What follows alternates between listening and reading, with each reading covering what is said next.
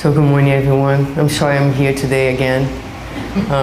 You have to hear me. It's 2 Sundays in a row, but Vanessa couldn't make it, and so this lecture was scheduled for August, and I guess I'll be on vacation in August. Somebody else will be speaking. And in addition to that, I don't have much voice, so I was asking the spirits to provide me some extra voice and lung ability to speak this morning. Thank you, Mary. Anyway, and then I did this lecture on Tuesday, and it's a little long, and I didn't have the time to shorten it, so we'll see how it fits on our time.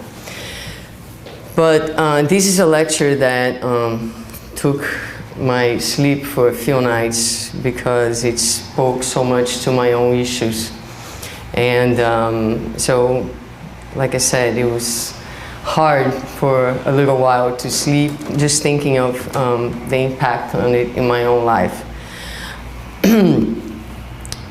And this is one image that I found that I thought was very inspiring when I started to think about the lecture. Like it says, instead of trying to be a mountain, be the valley of the universe. And so when we think of humility, the impression that I have is that we're all trying to be mountains. The highest possible mountain that we can be so everybody can see and acknowledge our grandiosity. And so I thought this was a pretty inspiring way of starting this talk. And we're going to go back, we went over this last week, this passage of the gospel that says that charity and humility are the sole path to salvation. And last week we looked into the charity, the love aspect of it. And today we're going to look at the humility. Okay, so it's the sole path to salvation. And salvation is an idea that we find in many religions, in Christianity as well. So we're all trying to achieve the kingdom of heaven. Meaning we are trying to achieve peace, we're trying to reach a state of harmony within ourselves. And it's not an outer space, even though it can become, as our spaces, especially in the spiritual realm, become the reality of our inner world. So we can think of a nice space, but really it's a space that's created and has its origin, its source within our hearts. And we are in this time of our evolution where we are really being pressed to make a choice, because we know we have spoken about the fact that we are in a time of transition. The planet is changing, and it's not a transition that means that materially things are going to come to an end. It's just a transition where the old man, the old habits, the old illusions need to be left behind, and we need to start paying attention to the things that are really going to grant our salvation. And like I have said before, we have made some amazing discoveries, and you go to Facebook, there's all these things being shared about the discoveries and the advancements of science, and yet we continue to struggle on our daily basis with the same issues, because the more we know about the universe, that continues to be great, and we're interested in knowing because that empowers us, gives us awareness and consciousness, but it does not solve our problems of happiness, our search for peace. It does not gives us the answer on how we're going to relate better with one another, how we're going to make peace with our enemies, for instance. So at this time of our evolution, we're invited to make this choice. Are we going to continue on the path of pride and selfishness? The other one. Yeah, thank you. Or are we going to take a different road? And the gospel tells us that humility so far, it's being a much neglected virtue by you. And there is a reason why it has been this way. And so one of the things that we're going to look this morning is what has been the main obstacle between us and our ability to be humble to experience and manifest humility. Okay, so also in the gospel we find this definition for humility. That humility is an act of submission to God. And at the very end of our talk, we're going to see some examples and some of manifestations of this submission to God. But that means that we fully acknowledge that God is power, that God is the one that is in control of our lives, that sometimes we're going to go through moments of our lives that we're not going to be able to understand exactly why we are in those situations, why we are facing those struggles, but we are going to trust God, that God knows exactly what is that we all need. There is a little story that I know in Portuguese I have already told it. I don't know if I have said this here in this meeting, but there's this little boy that is traveling in a small airplane alone. And at some point in the trip, the airplane, the weather conditions get really rough, and the airplane starts to shake, and people start to panic. And he's sitting next to this man, and the man is highly anxious and looks at the boy, and the boy is like totally calm. And so he asked the boy, "How can you be so calm in midst of all this turmoil? Aren't you afraid?" And the boy says, "No." And he said, "How come?" And he says, "The pilot's my father." And so this is precisely the idea, you know, our fathers are the pilots. He is the one in control. So when we have this level of faith and connection with God, that's one step towards humility, accepting God's will, as was taught by Jesus in the Lord's Prayer, right? That we say it, but we really don't get the meaning that God's will must be done over our will. That's an interesting statement that we find in this chapter of the Gospel as well. The ignorant who is humble is preferred by God than the learned who believe in themselves more than in God. So a lot of times we do get full of ourselves for the little bit that we know, or we think that we know anyway. And there are many people out there who, you know, have not heard of God's particle, have not studied anything, are not educated, but are connected to God, have a much greater acceptance, because sometimes too much reasoning gets in the way of faith.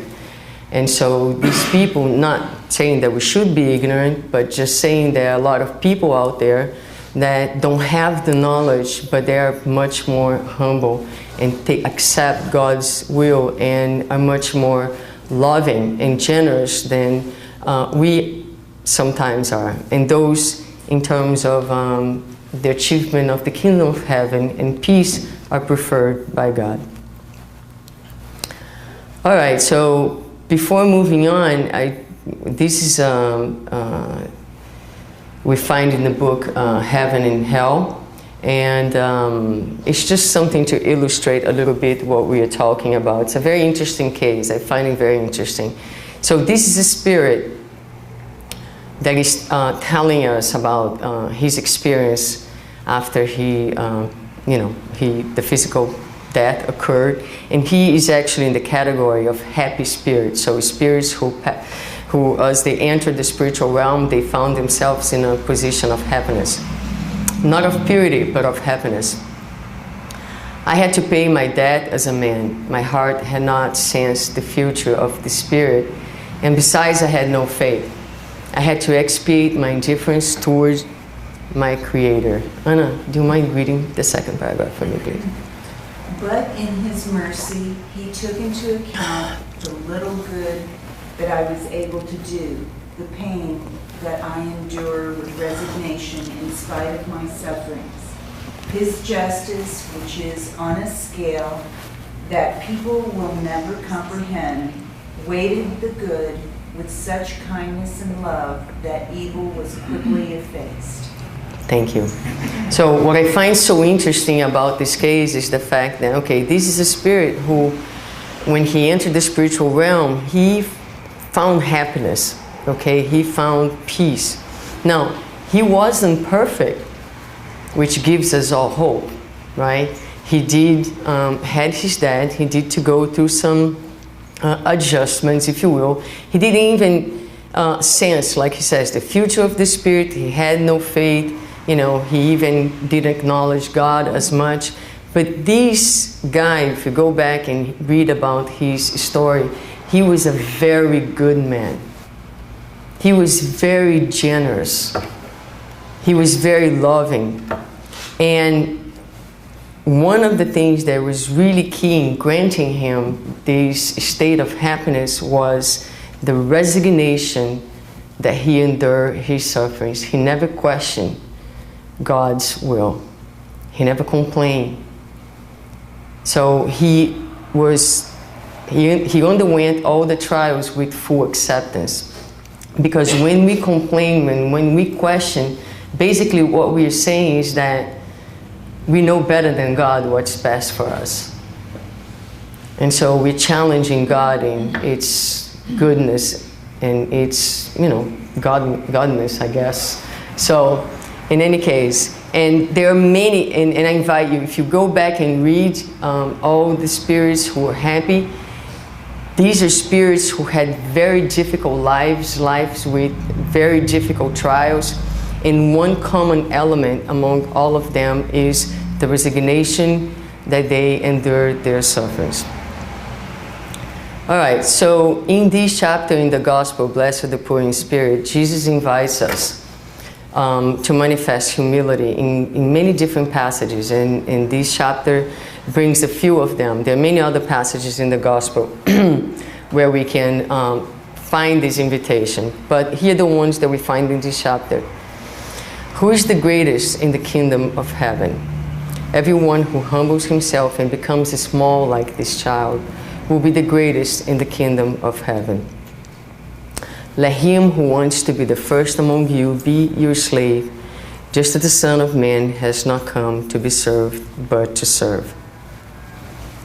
Whenever you're invited, go and sit in the lowest seat, so that when the one who has invited you comes, he will say to you, my friend, move up higher. So in these three passages, if we look at it, what is Jesus inviting us to do? He's inviting us to be small, be slaves, servants, and to take the lowest seat. So he's really inviting us to diminish ourselves, right? I mean, and how does that compare with the ways that we seek to feel in our daily lives? We want to take the best seat, right? We want to be acknowledged. We want to be adored. And his invitation is first really to diminish ourselves. That's a very, very challenging invitation. And that's kind of what took my sleep away. You know, it's like, how can I do this in my life, right? And we'll go into that a little bit. So anyway, what is he really inviting us to diminish? So Alírio Cerqueira Filho, who's a psychologist and spiritist, he has written several books. And in one of them, he does an analysis of the human ego. And he says that the human psyche is composed of the self and the ego. Now, when he talks about the ego, he will define the ego as an inheritance from primitivism and instinctive life related to survival. And he speaks about the self, about the essence being surrounded then by these layers of ignorance that compose the ego. What he tells us is that the ego is not a bad or a good thing, it's neutral, it's just the result, the outcome of a being who is evolving and just coming out of this phase of primitivism where instinctive life is predominant because we must survive. And so as we evolve, the ego becomes the result, the natural outcome of many lives where we were much close to being animals than to being humans.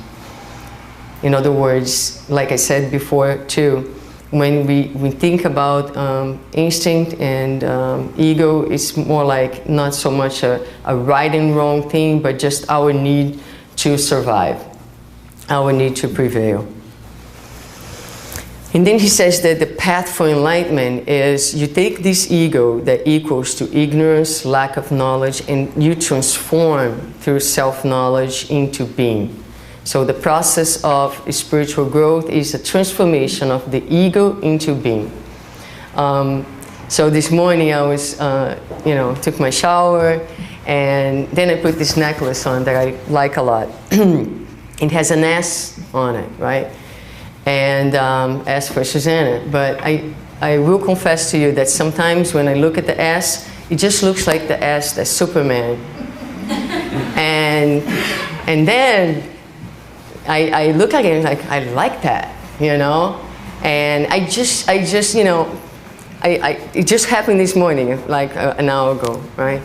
And I'm like, oh my God, I'm such a big trouble, right? And so, but that's the process. Again, we're gonna transform this ego. That's again just a natural outcome of our evolution through self-knowledge. And the example is to show what is the process of self-knowledge. It's acknowledging where you are and transforming into being. The problem is that in this process of evolution, we tend to feed the negativities of the ego.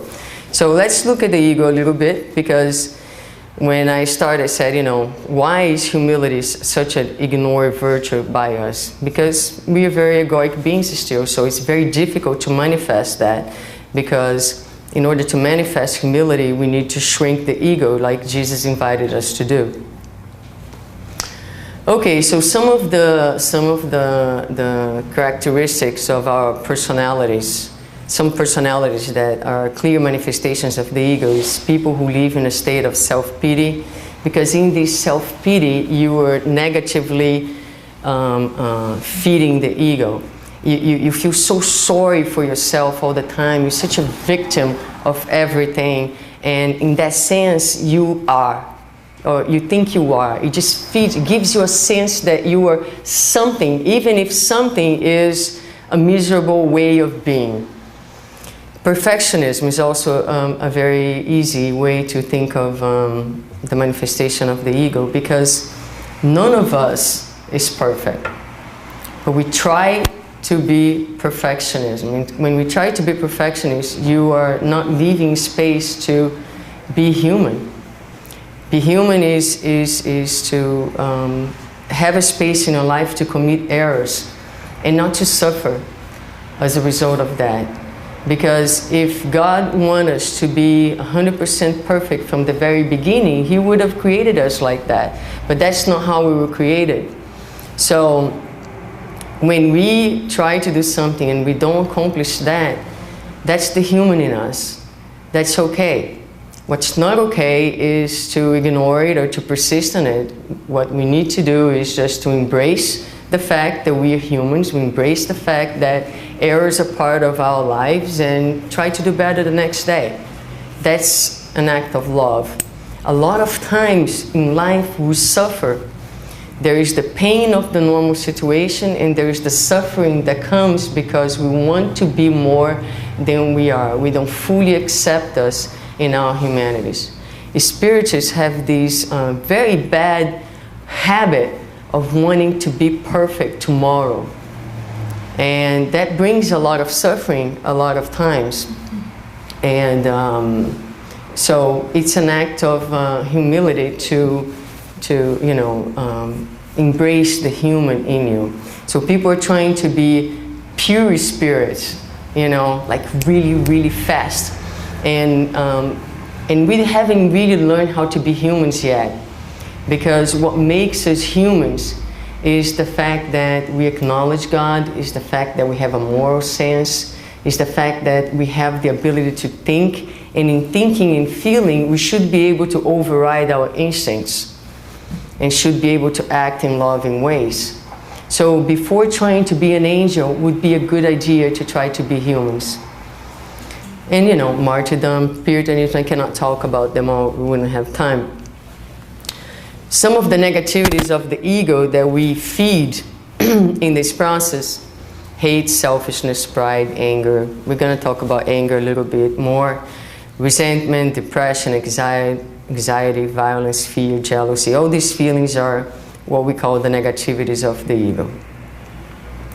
They make the ego bigger.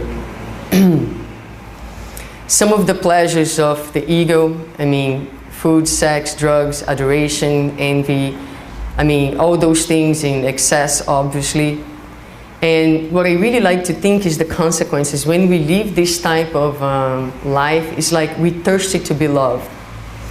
And you go and you see the ocean, all that abundance of water, and you drink from it. But you're drinking from the wrong source, because that's salty water.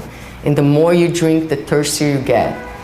And that's what happens when we live a very egoic life. We try to get love from the wrong sources. And that brings, you know, you try, and at the very end of the day, all you find is that same emptiness, that same thirst, you know, and that really drains your energy. So if the ego relies so much on others to adore you, you seek that adoration in other people, in relationships, in whatever, you know, you're going to get so frustrated, so tiring, because no one can adore you if you don't love yourself in first place. So it needs to come from within you, and then you get so frustrated, so angry at people, and so tired. So it really decreases our vitality and you know, doesn't feel the emptiness that we bring inside. Okay, so if, like I said, it's the enlightenment path is a path of, oh well, good morning. It's not your spirit walking here, right, Douglas? Because you sent a text message saying that you didn't come, so I'm just trying to see if it's you or you. Yes? Okay. So, the transformation path. So, to transform the ego into the self. So I brought 3 different ideas in order to achieve that. One is awareness. Awareness is basically what we are doing here. Part of reaching awareness is studying, is reading, is seeking the information. And the gospel is an excellent source for that. So here's some ideas that I pick up from this chapter in the gospel. Jonathan, can you read for me, please? Yes. Blessed are the poor in spirit, awareness. All humans are equal to the divine scales, and only their virtues distinguish them from one another in God's eyes. All spirits are one and the same essence, and all bodies are made of the same substance. Titles, names, positions, wealth, all remain in the grave. Charity and humility are the spirit title of nobility. So that's a simple passage, but reminds us of something very important, that we all equal under God. And even though we know that, that's not our experience every day out there. You know, a lot of times we see people who do horrible things. We don't like to think that they're like us. We feel that they're different than us, and they might be in a different moment in their evolution, a different level of awareness, but under God, He is as loved as each one of us is. For God, there's no difference. For God, every person that we may experience and see as evil is His creation, is His child, and He has the same potential to love, for happiness that each one of us has. And so when we seek awareness and we read the gospel or any, you know, enlightening reading, that helps us to reconnect with these ideas. And when we think of people, when we think of others, to try to see in them what they really are. Not where they are momentarily, but who they are. And if we can see beyond where people are and find them in what they truly are, we'll be able to connect with them and to have empathy and be merciful. So in the spiritual realm, none of these things that we are so proud about here on earth means a whole lot.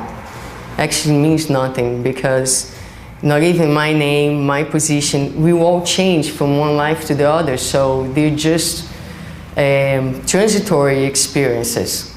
And I sometimes I say this, try to do this exercise where ask yourself, who am I? Who am I? And take yourself outside of your body and outside of your life. So I'm not Suzana, I'm not in a female body, I'm not a physical therapist, I'm not a daughter of my mother. So who am I? What's left? So I am the virtues that I have conquered so far, and I am the knowledge that I have. This is who I am. So when I go to the spiritual realm, this is the only two things that I take with myself. Is my feelings and my knowledge. Everything else means nothing. Everything else was an experience that was granted to us for us to do the best out of this experience. So, all right, so I really love the book A New Earth by Eckhart Tolle, and there is this totally awesome exercise in it called Allowing the Diminishment of the Ego, and where he says that the ego is against any type of diminishment, and that the ego has this automatic ego repair mechanism to restore the mental form me. So, for example, if you are mistreated or disrespected or whatever, and one of the ego repair mechanism that we have is to feel angry. When you're angry and you're super angry, you feel like, ah, right? You grow, right? And that's it. That was the ego that was attacked, that felt diminished, and now you make use of one of the ego repair mechanisms. You get super angry and you feel that the me, not the self, but the me is alive and it's big again. So self-defense, self-justification, blaming, all those are ego repair mechanisms. So when the ego is being attacked by criticism, someone is blaming, calling you names, whatever that is, he invites you to practice, which is to feel the diminishment without attempting to restore it. Do nothing. So take a situation, and I said this on Tuesday, I'll say again, you know, I'm going to use this example that everybody talks about, the traffic. So when someone cuts you in traffic, that means that the person, let's say, disrespected you, right? But so what happens in that moment, you feel diminished. He did not respect you. He did not pay attention to you. And so you feel diminished. So what do? One of the ego repair mechanisms, you roll down your window, right? And you are ready to attack. Why? You need to restore your ego. You need to get back to that me. Whereas if you are in contact with the self, you would let it go. And you would say, God bless this one, I hope he gets alive where he's going. You don't feel offended. He didn't do anything to your ego. And so you can take that to, you know, so many situations in your lives, right? So try next time that you feel diminished by anyone, I know you're going to have plenty of opportunities in your daily lives for that. Stop and do nothing. Allow the self-image to be diminished. Become alert to what it feels like deep inside you. You might feel shrinking. Don't worry, you're not. Okay? You feel little, but you really are not. Then enjoy the inner spaciousness that feels intensively alive. realize that you have not been diminished but expanded. You have disidentified with the form. You are now poor in spirit. Because poor in spirit is the ones who don't identify, like Jonathan was thinking, adoring the things of created, the creations, but the poor in spirit are the ones who identify and adore the Creator. So you create space in yourself for the being to come forward. So you took the last seat, you became little as the child, so the God in you, now it's manifesting. And the outcome of that is peace. Because when you roll down that window, you also got your adrenaline system going on, and you were ready to fight.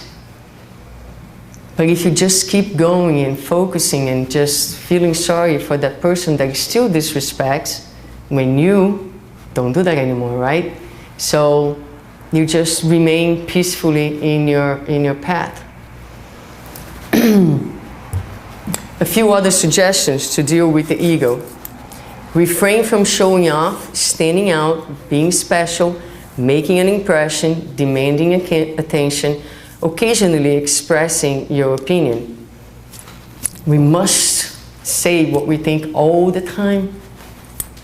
We must impose our thoughts and truth all the time. Can we let it go once and just practice the diminishment of the ego? This one I put for myself. Try to be a week off Facebook. Right? And see what it feels, what this feels like. Initially it might feel like this, right? You're ready to like scream. But it's an exercise, it's a very difficult exercise. All these things are very difficult exercise. And when I finished doing this lecture, I was talking to myself, I was like, I have to find a way of disappearing, because I was like, I need to disappear. And I was like, maybe I'll just stop talking. And, but you know, we were just joking. And because the biggest challenge is to continue to do everything that we're doing, because we want to do things well. We have tasks and missions, but to do that and still be able to understand that, it's still be able to remain connected with the self and not use. A lot of people use spiritism, a lot of speakers will use this place here to promote the ego. A lot of people are not very successful in their professional lives, in other realms of their lives, and they make spiritism a career. And in other religions too. So this is not a place for the ego. It cannot be. Sometimes it will be, but we need to work on the awareness, and you know, and this being here is actually the opportunity to get the work done, basically, and for each one of you in the aspects of your lives. And the final piece is acceptance, and this is a very, very important one. So these are from the from the Gospel. I'm going to ask you guys to read for me. Maybe Abraham, can you read the first one, please? Sure. Blessed are the poor in spirit, acceptance, misery. Poor creature, you are a mother. Your children are suffering. They are cold and hungry, bent under the weight of your cross. You go on and humiliate yourself so they might have a piece of bread. Oh, I bow down before you. How nobly, holy, and great you are in my eyes. To the poor and oppressed who trust in him, God gives the kingdom of heaven. Okay, so there in this chapter of the Gospel there are several passages, and this is how the Spirit, this is a very advanced Spirit, is talking to this woman who many times to us is literally nobody, right? So someone, a mother who's begging on the street, I mean, it's very difficult for us to feel that she can be in any place higher than we are. But here she is. I mean, for this Spirit who gave us this message, he tells us, oh, I bow down before you, you nobly holy and great you are in my eyes. because she's undergoing her trials, and she is conquering levels of virtues that are many times unknown to us still. This is a case of poverty. Sandra? Poverty. And you, young maiden, poor child, given to work and privation, why such thoughts? Why do you weep? Lift your gaze, pious and serene to God, who provides food to the little birds, the noise of parties. The pleasures of the world make your heart beat fast. You would love to adorn your head with flowers and mingle with the wealthy of this earth. If you knew how many sobs are muffled under the noise of that joyous orchestra, you would prefer your humble solitude and your poverty. So again, in going back to Jonathan, the initial reading, so many times we adore the things of this world, and here are the spirits, telling us that a lot of times a more simple life, and that doesn't mean that we need to give away everything. It's how we live, right? And where our values are. But he's telling us basically don't go carried by the illusions of this happiness.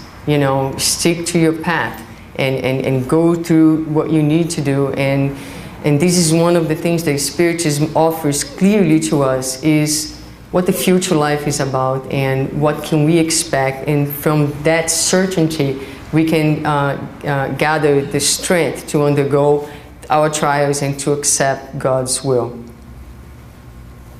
Amanda? Injustice.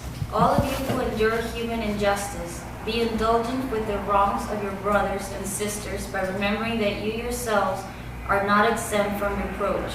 If you suffer slander, bow your head under the trial. What does the world's slander matter to you? To courageously bear humiliation from others is to be humble and to recognize that only God is great and powerful. Now that would be a very difficult one to do, right? Because every time we are humiliated, we feel extremely diminished and we must do something.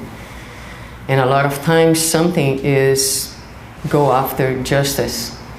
And a lot of time justice means revenge. We're going to talk about that this Saturday. So here the invitation is, what does that mean to you? What does that matter to you? Right? Your deal is with you and God. Let it go. Let it go. It's not worth it. Why are you feeling so humiliated? Why are you giving people the power to humiliate you anyway? But for you to be in this place, you need to be in a place of self-love and connection with God very deep. And that's the process, that's the path. Okay, this is our last part here. Let us tear down little by little the altars we have erected to pride. And one more example from it's not Genesis, sorry, it's Heaven and Hell. About this experience of the kingdom of heaven, which is the beginning of our lecture when we're talking about that charity and humility, the whole path for salvation. So salvation is the achievement of the kingdom of heaven, of happiness. So this is a spirit who again was a very good spirit, very giving, very loving, but went through a lot of trials, and part of the trials that this spirit endured had a lot to do with injustice. So this is what he says. Jean, read for us, please. Blessed Holy Spirit, O you who made me suffer while I was on earth, who were hard and ill toward me, who humiliated and afflicted me, whose bad fate often led me to the hardest privation. I not only forgive you, I thank you.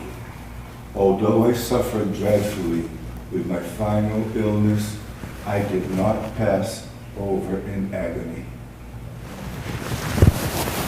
I was like a poor man who had suddenly received a large fortune and who for a long time couldn't believe it was real.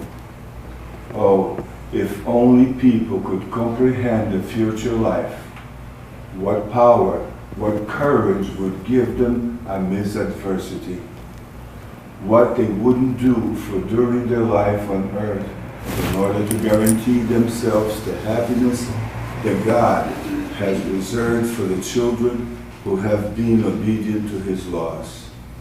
Then they would see how insignificant are the pleasures they envy during their life compared to those they disdain. Samuel Philip. Okay, so just a couple things. How when we learn about our future lives, about when we have a sense of what is really real, you know, what's really important in this life, then we are able to go through life, going through the trials, dealing with the difficult people and situations from a completely different perspective. So he suffered tremendously. He was very humiliated during life. And here he is now in the spiritual realm, not only forgiving, but thanking those who did that. And he goes to the book and read it. It's pretty amazing. He will talk about how they gave him a chance to practice patience, to practice acceptance, you know, so they became instruments of his own happiness, as opposed to instruments of his downfall, because he could have just acted in the ways that we act most of the way, right? With our egos fighting back. But no, he let it go and not only forgave, but thanked the ones. And the description of the kingdom of heaven, I was like a poor man. He had a life of suffering, a life of privations. Now he feels rich. He can't describe. He says, I don't have words to describe what it feels like, what it is, this new reality that I'm entering. He couldn't even believe that it was real. He was totally like in awe with this new world that opened up in front of him. And he says, if you could just understand what the future life is about, and I think this is again a key piece in spiritism, because in many other religions we will talk about the kingdom of heaven, but it's a very abstract idea. People don't know exactly what it is like and what it feels like, but Spiritism will teach us that our lives goes on, that we continue to work, that we continue to love, that we continue to grow, that we continue to interact, and nothing is lost, and that we're going to experience as much happiness as we're able to build today, right here and right now. So if we can connect, and here's where awareness kicks in, and here's where learning and studying and understanding how the spiritual reality works gives us this hope, this faith, is something to look forward, is what holds us a lot of times when it feels like everything is opening under our feet. There is this place that you can hold. It's firm, and it's going to take you to a better moment in your life. And he said, if we would, we'd just be obedient to God's laws. We would just, think that all these things, they really are not that important, Who cares? Who cares about what this person is doing? If he or she is still acting in ways that we don't approve, let us pray that we are not doing the same. And let us pray that he or she will see, will have the awareness. They need our help, they don't need our judgment. And that's it. So, and this final example, again, is just giving us references of what, when humility is manifested in our lives, comes from this deeper connection. We talk a lot about humility, but what it's like, what do we need in order to manifest it? We need to connect with God. We need to connect with God within us. We need to love ourselves, because when we do that, then everything else will come. Whew, I made it. Thank you.